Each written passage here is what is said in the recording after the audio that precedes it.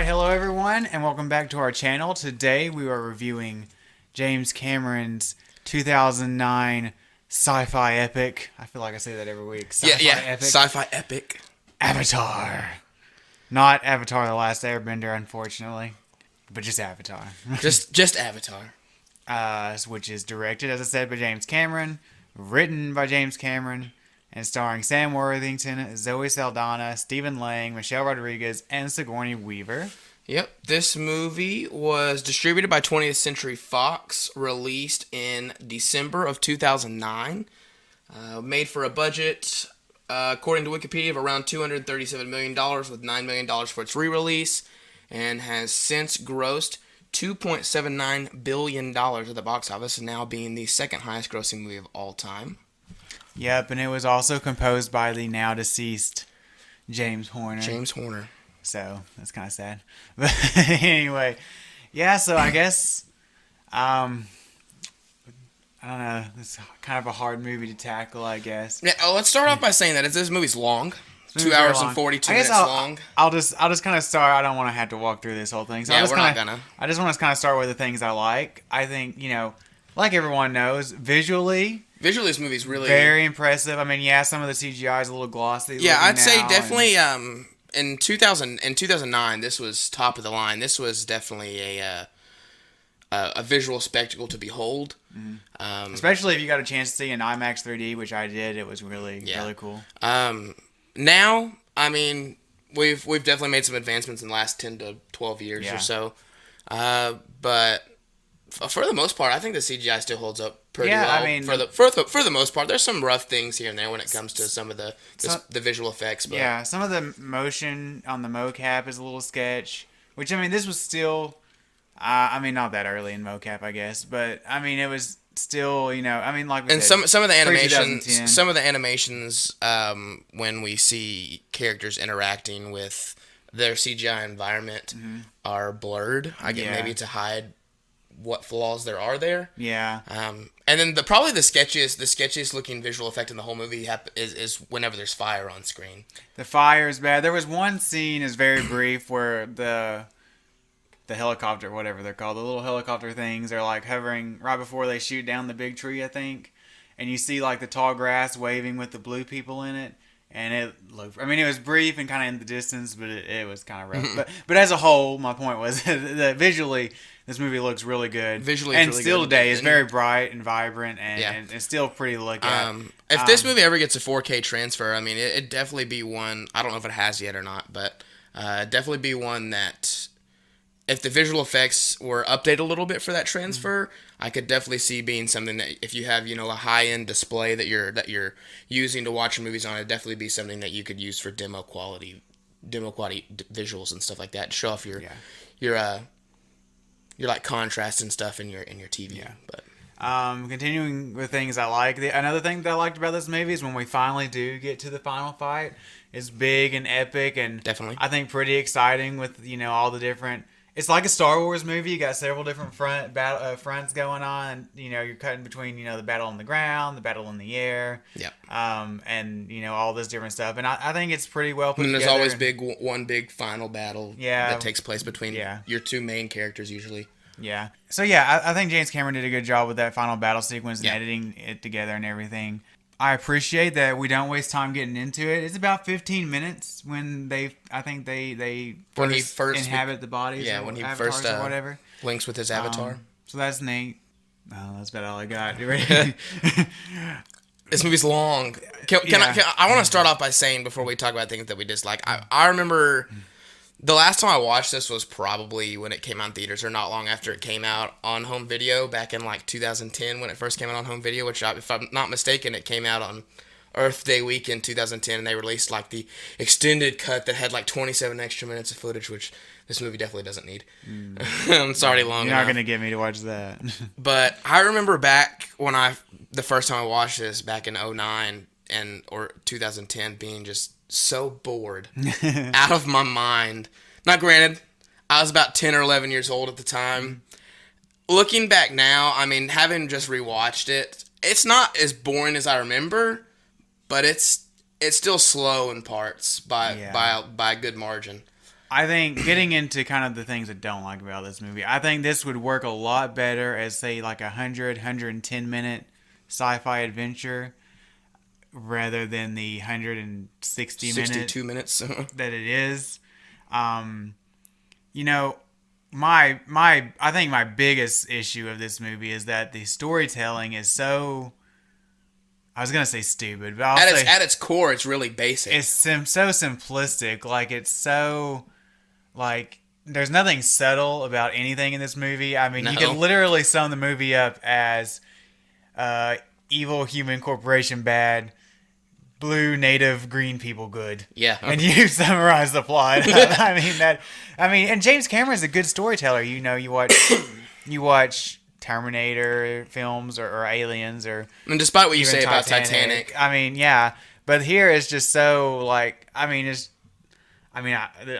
hate to use this term. It's a tree hugger film, like, Yeah, through and it really through. is. And there's like no subtlety. it definitely has a message that's of the definitely messaging. very front and It's very and forward and you in know, your face. pro green, anti corporation. You know, just like screaming it at you. Like, I mean, it's, And there's definitely a lot of subtext and undertones, maybe even overtones about how we as Americans in the past have treated the Native American culture and stuff like that. yeah, too, and so. about, you know, colonialism and imperialism and all that stuff. And like I said, it's just so all. I mean, you know, there's It's definitely not subtle in it's any not way. subtle in any way, and it's just so bare bones, like in your face. I just wish James Cameron would have found. Now he's granted in this film, he's a lot less concerned about the story than he is the visuals. I mean, he was all about. He's the definitely visuals about the of this visuals, film. and I'll say he did a good job when it came to those visuals, creating a world and Yeah. building out this world where these Na'vi people live, as they're called in the Yeah. movie.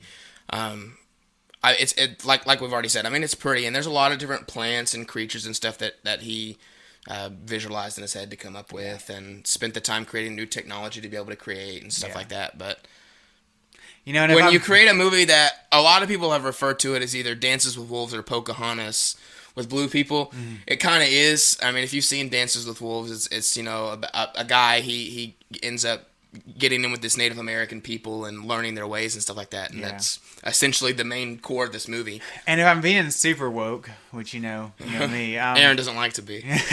I mean, you could say that this movie's kind of racist in its stereotypical portrayal of Native people in the form of these Na'vi, and sometimes I'm like, Ooh. I mean, even I don't know, like, I mean, you know, I don't get offended, but I'm just saying, if I was a person that was to get offended by these things, I might get a little offended watching it today. I don't know, but and then other things I don't like. A lot of the creature sounds are just recycled Jurassic Park and or 1976 Kong sounds, which I hadn't really noticed that before, but this time I really noticed it. And a lot of, like, you know, I was talking about how simple the storytelling is. Some of it is really contrived too. Like, my favorite kind of almost laugh out loud moment of how bad the story got was when he first gets taken to the Na'vi people by Zoe Saldana's character, whatever her name Natiri. is. Yeah, whatever. And they're like, "Oh, why did you bring him here? We got to kill him." And then he says something about being a warrior, and they're all of a sudden like, "Oh, he's a warrior. cool. We've never had one of those before. Okay, let's teach him everything about us." And this is literally about how the conversation went down. I was That's like, almost exactly how it goes down. They're like. They're like, why did you bring him here? He's evil. He's, you know, an alien or whatever. Yeah. And then he's like, they're like, who are you? And he's like, I'm Jake Sully of the Jarhead clan. I'm a great warrior. They're like, oh yes, teach him our ways, Natiri. Yeah, I was like, wow, that was quick. That was easy. You know what amazes me is, like, you know, as simple as this plot is, how he managed to drag it out for 160 minutes. The main section of this movie that gets dragged out is this whole section of him going through the world with Natiri and learning about it and becoming one of the people, and it just drags on for so long. I mean, it's cool. This all is done obviously for us to learn more about the world, but I mean, if James Cameron knew he was going to make 5 movies, why did he need to introduce, you know, this much in this movie, which I'm sure all the other ones are going to be just probably because every other one is going to be set in a different, like, geographical region. Like Yeah, so underwater. So that's another thing I want to talk about. desert. Like this movie spent 160 minutes building out this world that's granted mostly above ground or in the air, Yeah. and he has waited. Now, it's going to be 12 years from the original release date of his original movie to make a movie that's not even going to take place in the same city. It's going to take place completely underwater. Yeah. But why? Why? Because he's James Cameron. Yeah. I did want to brush over the acting real quick. I don't think anybody's really good in this movie. I feel bad for the actors and some of the motion capture, especially like when it comes to Zoe Saldana. Yeah. Sam Worthington has never been the greatest actor, period. He's not. I think a lot of the problem is some of the dialogue that James Cameron has given for them to say. It's very clunky and very, especially when it comes to Stephen Lang's character, very over the top and like, ooh, I'm a bad guy. I'm going to kill the natives. I mean, like, pretty much. Or Giovanni Ribisi's character where he's just the corporate guy. He's just the corporate guy, like, see, we got to mine. We got to make the money so the shareholders will be happy. Yeah, you know what kind Do of whatever movie? it takes, Like son. one of the first things you see when they go down to Pandora is like this giant strip mine. Yeah. I'm like, oh, I wonder what the message here is. Oh, another thing I hated: these quote unquote video logs that they is the narration of Sam Worthington throughout the film that they pass off as these video logs. Oh, I hated it. And it was, again, a lot like what I was talking about when we reviewed Dune, how, like, they were stating the obvious. Yeah, like a lot of internal monologuing and just saying things that were like, yes, Yeah, I get it. we get it. No. Yeah, a lot of that goes on in this movie. And, again, James Cameron, I think he's a good storyteller. I like some of his other movies. I don't know why he... And he's really good at building worlds and writing some decent dialogue. Yeah, look at Terminator or Aliens. Or like I said. T2, one of the greatest action movies ever Yeah. made. Yeah. But I don't know. here we are. Here we are with this. Yeah, I just think he was so concerned about the visual aspect. Yeah. I don't think he really gave a shit about the about the story part of it. He was just like, what's the most Just basic put thing it I out can there. write? But yeah, so I don't know. I guess that pretty much covers all the aspects I had to say about it. Are you ready for buy it, stream it, or skip it? Yeah, sure. Let's go for it. All right. I mean, overall, like I said, when I remember this movie from when I was young, watching it for the first time, and I haven't watched it since, and I probably won't watch it again for another 10 years, maybe even if that. I'm never watching the extended cut. I don't need that in my life. But like I said, I remember that experience being very, very boring. I bored out of my mind. Now it's not quite as boring, like I said, as it was then. I can appreciate more things now that I'm a little older.